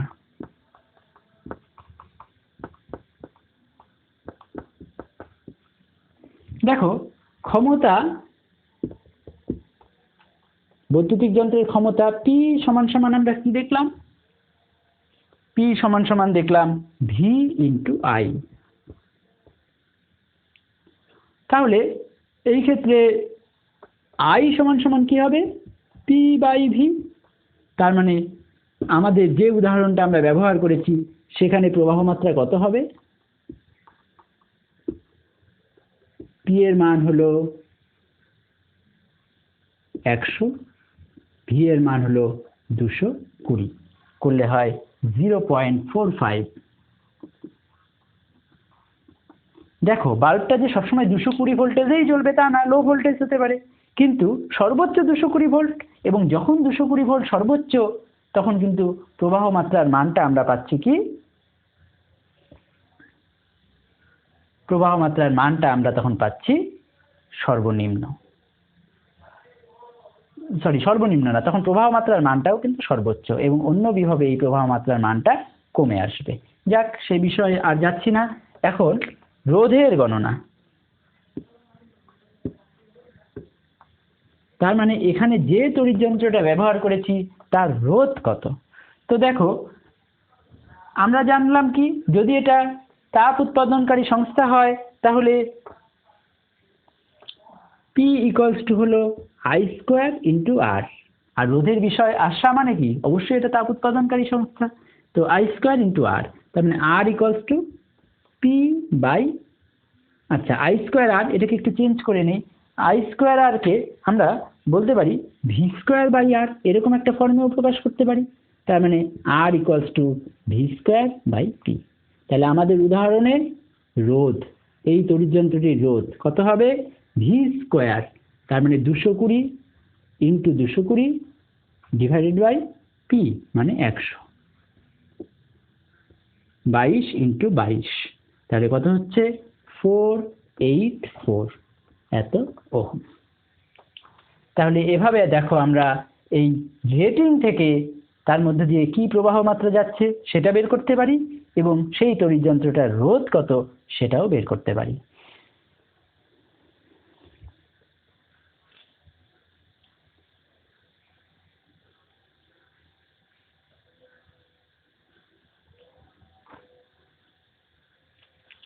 এবার এই ক্ষেত্রে দেখলাম তড়িৎযন্ত্রটির মধ্য দিয়ে 0.45 অ্যাম্পিয়ার প্রবাহ যেতে পারে সর্বোচ্চ, কারণ ভি এর প্রবাহের মান বাড়াতে গেলে দুই প্রান্তের বিভব আরো বাড়াতে হবে, তাহলে এই যন্ত্রটা নষ্ট হয়ে যাবে। তার মানে এই ক্ষেত্রে 0.45 অ্যাম্পিয়ার প্রবাহ মাত্রা কিন্তু এই যন্ত্রটার মধ্য দিয়ে সর্বোচ্চ যেতে পারে। তাহলে সেই ক্ষেত্রে আমাদের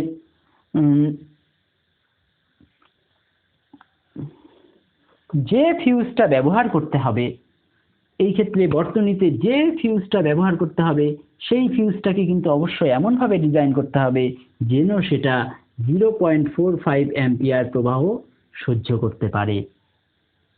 তার মানে এখানে ফিউজটা আমি যদি 0.5 অ্যাম্পিয়ার রেটিং এর ফিউজ ব্যবহার করি তাহলে কিন্তু এই তড়িৎযন্ত্রটা আমরা ব্যবহার করতে পারবো।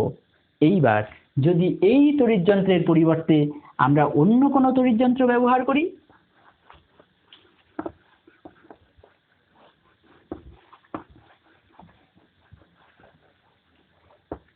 এই তড়িৎযন্ত্রের পরিবর্তে অন্য কোনো তড়িৎযন্ত্র ব্যবহার করি যেটা 100 ওয়াট না, যেটা ধরো 2200 ওয়াট, তাহলে সেই ক্ষেত্রে 2200 ওয়াট যদি হয় সেক্ষেত্রে প্রবাহ মাত্রা আই কত হবে?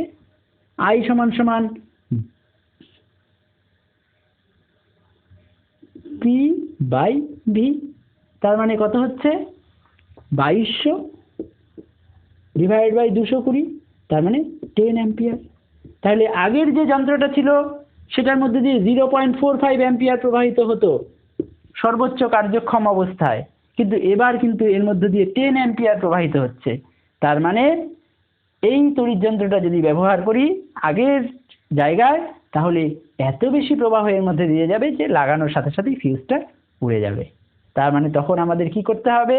সেখানে 0.5 অ্যাম্পিয়ার ফিউজ ব্যবহার করলে চলবে না, আর বাড়াতে হবে। আর বাড়ালে আইম্যাক্স বাড়বে, তাহলে আর বাড়ানো মানে সেখানে 10 অ্যাম্পিয়ার সহ্য করতে পারে এমন ফিউজ লাগাতে হবে। এবার ইলেকট্রিকের মিস্ত্রিকে না ডেকে সেখানে ছোট ওয়াটের যন্ত্র ছিল, সেখানে বড় ওয়াটের যন্ত্র তোমার ব্যবহার করতে হচ্ছে, তার জন্য তুমি কি করলে? ওটা লাগিয়ে দিলে ফিউজ কেটে গেল, আরো মোটা ফিউজ পরিয়ে দে, আরো মোটা ফিউজ পরিয়ে দিলে। তো সেই ক্ষেত্রে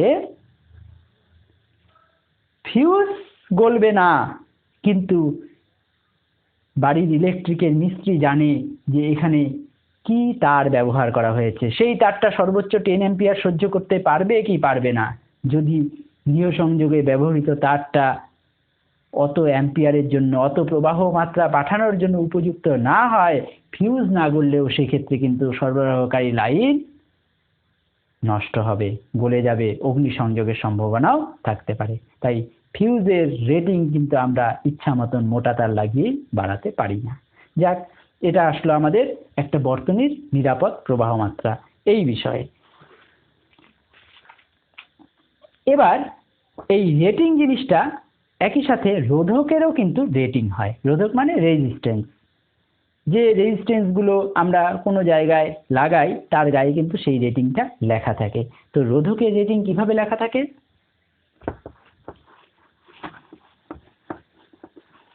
ধরো একটা রেজিস্ট্যান্স আছে, 100 ওহমের একটা রেজিস্ট্যান্স,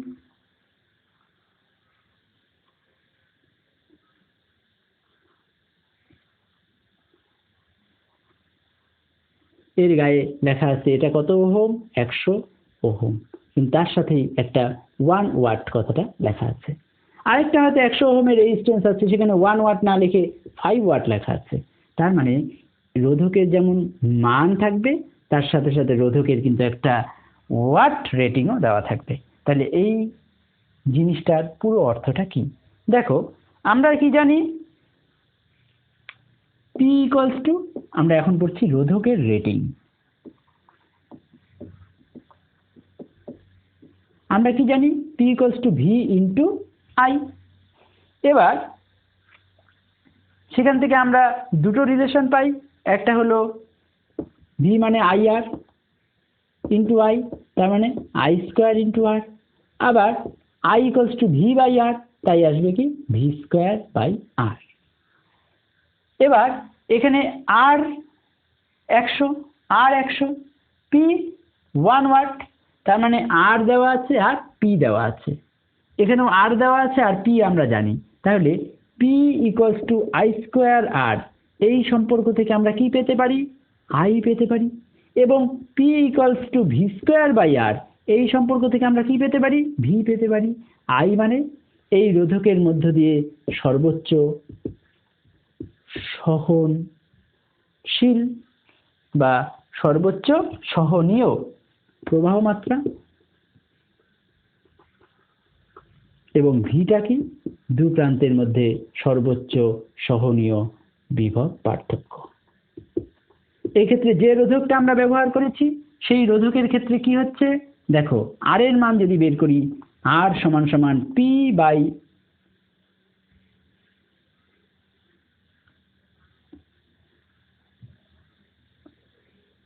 আই স্কোয়ার, কিন্তু আমাদের আই জানতে হবে। তাহলে আর জানি, হ্যাঁ আই বের করব। তাহলে আই সমান সমান, এখান থেকে আমরা পাচ্ছি আই সমান সমান root over P by R. P এর মান এখানে 100, আর এর 1 এবং আর এর মান 100, তার মানে 1/10, তার মানে 0.1 অ্যাম্পিয়ার। তার মানে এই রোধের মধ্য দিয়ে কিন্তু সর্বোচ্চ 0.1 অ্যাম্পিয়ার প্রবাহ প্রবাহিত হতে পারে। যদি কোথাও প্রবাহ মাত্রা বেশি হয় সেখানে এইটা ব্যবহার করা যাবে না, পি বেশি হলে আমরা আইও বেশি পাবো, তার মানে সেক্ষেত্রে ওই 5 ওয়াট 10 ওয়াট প্রভৃতি রোধক ব্যবহার করতে হবে।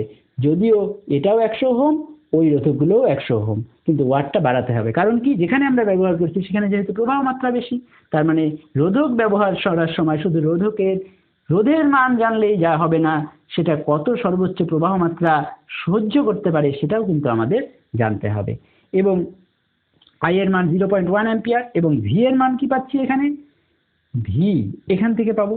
তাহলে ভি সমান সমান রুট ওভার পি ইন্টু আর, তার মানে রুট ওভার 1 ইন্টু 100, তার মানে 10 ভোল্ট। তার মানে এখানে যে রোধকটা আছে এর দুই প্রান্তের মধ্যে বিভব প্রভেদ কিন্তু 10 ভোল্টের বেশি হলে রোধটা পুড়ে যাবে। তাহলে এইভাবে আমরা ওয়াট রেটিং থেকেও কিন্তু বিভিন্ন তথ্য পেতে পারি, সর্বোচ্চ কি পরিমাণ প্রবাহ মাত্রা ওই রোধকটা সহ্য করতে পারবে এবং সর্বোচ্চ কি মানের বিভব প্রভেদের মধ্যে ওই রোধকটিকে ব্যবহার করা যেতে পারে, এগুলোও আমরা রোধকের রেটিং থেকে জানতে পারি। এবার আমরা দেখব বিভিন্ন তড়িৎযন্ত্র যখন সমবায় হিসাবে ব্যবহার করি তখন সেই সমবায়ের ক্ষমতা।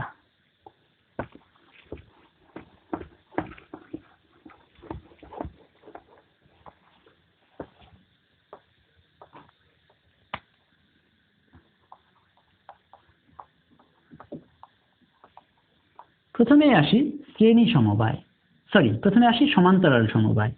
কেন সমান্তরাল সমবায়ে প্রথমে আসছি, কারণ যে তড়িৎযন্ত্রগুলো আমরা ব্যবহার করি সেই তড়িৎযন্ত্রগুলো সবই একই ভোল্টেজ রেটিং এর হয়, হয়তো সবই গায়ে দেওয়া আছে 220 ভোল্ট, এবং আমাদের গৃহ সংযোগে যে লাইন ভোল্টেজটা আসে সেটাও কিন্তু 220 ভোল্ট।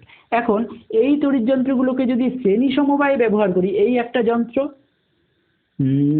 D1, এই একটা যন্ত্র D2, এই দুটোকে যদি এরকম শ্রেণী সমবায়ে ব্যবহার করি 200 ভোল্ট বিভবের মধ্যে 220 ভোল্ট বিভবের মধ্য দিয়ে, তাহলে কিন্তু এটার দু প্রান্তের মধ্যেও 220 ভোল্ট থাকবে না, এটার দু প্রান্তের মধ্যেও 220 ভোল্ট থাকবে না, 220 ভোল্টের কম থাকবে। এবং এরা যদি 220 ভোল্টের কম বিভবে কাজ করে তাহলে এরা কি সর্বোচ্চ কর্মক্ষমতাও প্রদর্শন করতে পারবে না। এই জন্যই গৃহ সংযোগের ক্ষেত্রে কিন্তু এই ব্যবস্থাগুলোকে সবসময় সমান্তরাল সমবায়ে যুক্ত করা হয়।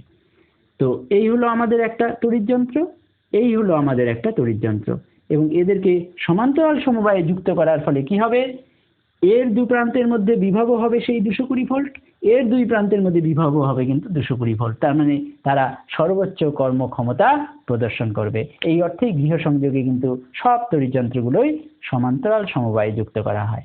যাক, তাহলে এই ধরনের একটা সমান্তরাল সমবায় আমরা পাচ্ছি, এবং এই ক্ষেত্রে মনে করে নেই এই তড়িৎ যন্ত্রের রোধ R1, এই তড়িৎ যন্ত্রের রোধ R2, এবং এই ক্ষেত্রে আমরা কি পাচ্ছি, এই তড়িৎ যন্ত্র এখানে মোট ভোল্টেজ সাপ্লাই মানে যে বিভব রাখা হয়েছে সেটা হলো ভি ভোল্ট, এবং এই তড়িৎ যন্ত্রের দুপাশেও পাচ্ছি আমরা ভি ভোল্ট, এই তড়িৎ যন্ত্রের দুপাশেও পাচ্ছি ভি ভোল্ট। তার মানে এরা সর্বোচ্চ কর্মক্ষমতাই প্রদর্শন করছে। এবং এই ক্ষেত্রে এই তড়িৎ যন্ত্রের ক্ষমতা যদি P1 হয়, তাহলে এখানে ক্ষমতা ব্যয়ও করছে কি, এই সংযোগে P1 পরিমাণই ব্যয় করছে, এবং সেই P1 এর মান কি হবে,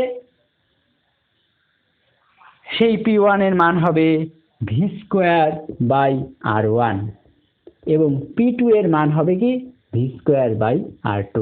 তাহলে মোট যে পরিমাণ তড়িৎ শক্তি এখানে ব্যয় হচ্ছে সেটা কি হবে P, এবং সেই P এর মান কি হবে, এইখানে যে পরিমাণ তড়িৎ শক্তি ব্যয় হচ্ছে এবং এখানে যে পরিমাণ তড়িৎ শক্তি ব্যয় হচ্ছে তার যোগফল, তার মানে P1 + P2। তার মানে এই ক্ষেত্রে দেখো সমবায়ের ক্ষমতা প্রতিটি তড়িৎ যন্ত্রের ক্ষমতা অপেক্ষা বেশি হবে। এবং আরো একটা জিনিস এখান থেকে পাবো, P1 কে P2 যদি ভাগ করো তাহলে এই পাশে পাচ্ছি R2/R1। তার মানে P1 যদি দেখি যে R1টা R2 এর থেকে বড়, নিচে বড় উপরে ছোট, তাহলে এখানেও কি হবে, নিচে বড় উপরে ছোট। তার মানে সেই ক্ষেত্রে কি হবে, P1টা ছোট হবে আর P2টা বড় হবে। তার মানে যে রোধের মান বড় সেই রোধের কিন্তু ক্ষমতা কম, যে রোধের মান ছোট সেই রোধের ক্ষমতা বেশি। তার মানে ক্ষমতা বেশি হলে রোধের মান কম, ক্ষমতা কম হলে রোধের মান বেশি। এই জন্যই 100 ওয়াট আর 60 ওয়াট দুটো বাল্ব, তার মধ্যে কিন্তু 100 ওয়াট যে বাল্বটা আছে তার রোধের মান কম, এবং 60 ওয়াট যে বাল্ব আছে তার রোধের মান কিন্তু বেশি। কিন্তু যখন এই বাল্বগুলোকে এরকম সমান্তরাল সমবায়ে ব্যবহার করি তখন কিন্তু 100 ওয়াট বাল্বের মধ্য দিয়েই বেশি তড়িৎ শক্তি ব্যয়িত হয় এবং 60 ওয়াট বাল্বের মধ্যে কম তড়িৎ শক্তি ব্যয়িত হয়।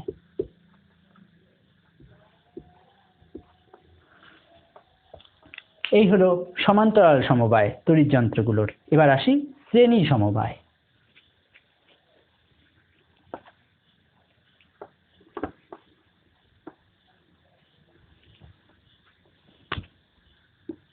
এই একটা তড়িৎ যন্ত্র, এই একটা তড়িৎ যন্ত্র। তো এটার রোধ R1, এটার রোধ R2, এটার ক্ষমতা P1, এটার ক্ষমতা P2, এবং এর দু প্রান্তের মধ্যে বিভব প্রভেদ V1, এর দু প্রান্তের মধ্যে বিভব প্রভেদ V2। আগের বার আমরা যেরকম ভাবে বলেছিলাম P1 = V²/R1, এখন কিন্তু সেই সম্পর্কটা ব্যবহার করতে পারবো না, কারণ হ্যাঁ P1 = V²/R1 কখন, যখন এই তড়িৎ যন্ত্রটার দু প্রান্তের মধ্যে বিভব V রাখা হয় তখন। কিন্তু এখন তো তড়িৎ যন্ত্রের দুই প্রান্তের মধ্যে বিভব প্রভেদ V নাই, V1 আছে। তাই এই ক্ষেত্রে কতখানি তড়িৎ শক্তি ব্যয় করছে, তার মানে দেখো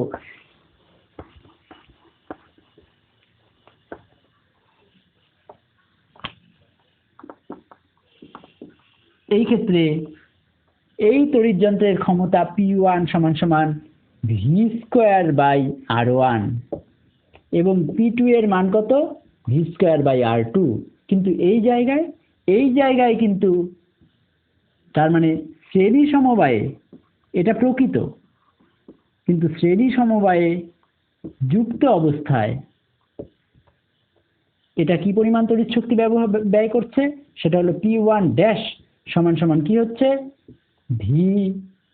V1²/R1 এবং P2' = V2²/R2। অবভিয়াসলি P1' এর মান P1 এর থেকে কি কম, কারণ V1টা V এর থেকে কম, এবং P2 ড্যাশও কিন্তু P2 এর থেকে কম। তার মানে এই সমীকরণ থেকেই স্পষ্ট যে এরা কিন্তু আগের মতন আর সেই উজ্জ্বলতায় জ্বলবে না, যে উজ্জ্বলতায় এরা সমান্তরাল সমবায় যুক্ত অবস্থায় জ্বলতো। তার মানে এদের কি কর্ম ক্ষমতা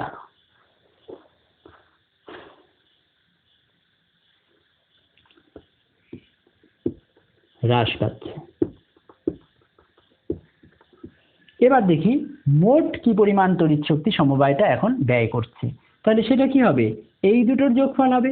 তার মানে মোট ব্যয়িত ক্ষমতা, এটা পি ড্যাশ দিয়ে লিখলাম, সেটা হবে হলো P1 dash plus P2 dash.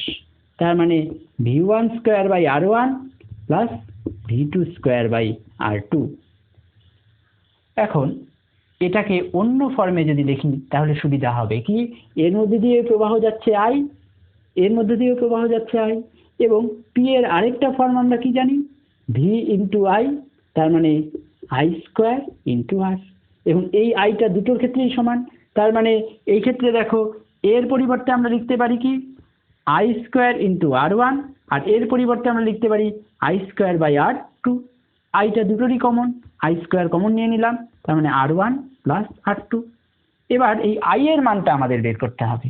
তাহলে I মানে কি, I মানে হলো বিভব প্রভেদ হলো V, আর মোট রোধের মান হলো R1 প্লাস R2। তাহলে এটা যদি এখানে বসিয়ে দেই তাহলে আমরা পাচ্ছি কি I স্কোয়ার হলো V square divide by R1 plus R2 তার হোল স্কোয়ার, আর মাল্টিপ্লায়ার থাকলো R1 প্লাস R2। এটা কেটে গেল, দুটোর একটা কেটে গেল, তার মানে আমরা পেলাম কি V square divide by R1 plus R2। তাহলে 1 বাই P ড্যাশের মান কি পাচ্ছি, 1 বাই P ড্যাশ পাচ্ছি R1 plus R2 divided by V square, তার মানে R1 by V square plus R2 by V square, তার মানে 1 divided by V square by R1 plus 1 divided by V square by R2। এখানে দেখো V square by R1 মানে কি প্রকৃত ক্ষমতা, সেটাকে আমরা P1 দিয়ে লিখেছি।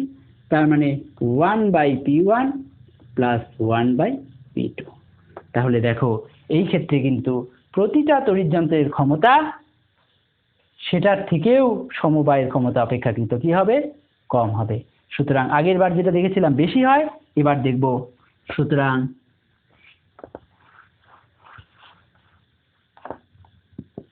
এক্ষেত্রে সমবায়ের ক্ষমতা প্রতিটি তড়িৎ যন্ত্রের ক্ষমতা অপেক্ষা কম হবে। এবার আমরা অপর জিনিসটা করি। দেখো এখানে P1 ড্যাশ, আচ্ছা এখান থেকে আমরা কি পাচ্ছি আরেকটা জিনিস, আমরা দেখছি যখন শ্রেণী সমবায়ে যুক্ত অবস্থায়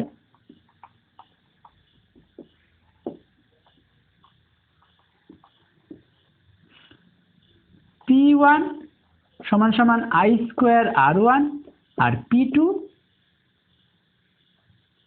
P1 ড্যাশ সমান সমান I square R1 R P2 dash সমান সমান I স্কোয়ার R2। তার মানে P1 dash divided by P2 dash সমান সমান R1 বাই R2।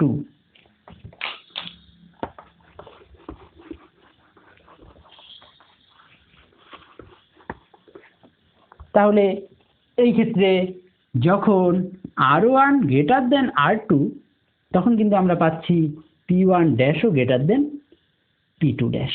তার মানে এই ক্ষেত্রে যে রোধটার মান বেশি সেটা কিন্তু বেশি তড়িৎ শক্তি ব্যয় করবে। তার মানে যে রোধকের মান বেশি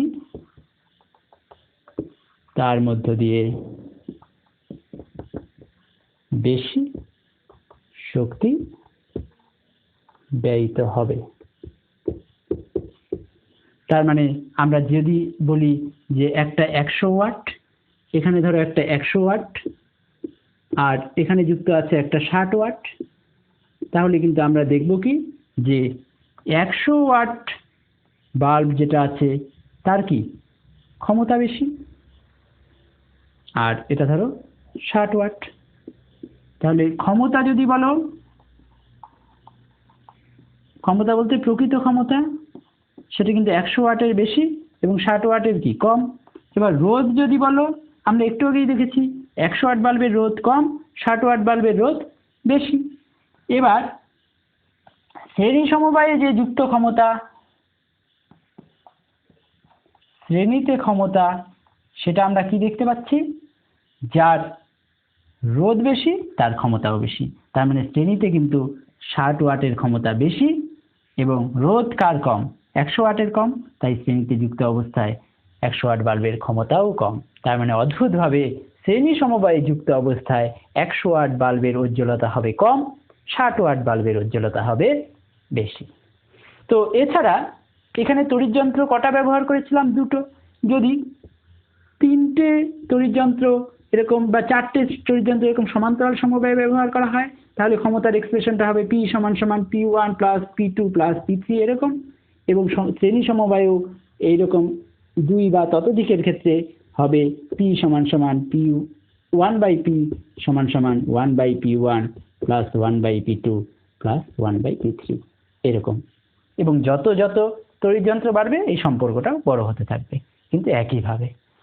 তো এটুকুই ছিল আজকের বিষয়, এবং এর মধ্য দিয়েই আমরা কিন্তু আমাদের আলোচনা সেই প্রথম দিন থেকে যে প্রবাহী তড়িৎ নিয়ে শুরু করেছিলাম তা শেষ হলো এই চ্যাপ্টারের মধ্য দিয়েই। এরপরে আমরা আলোচনায় আসব তড়িৎ চুম্বকত্ব। ঠিক আছে, ভালো থাকবে।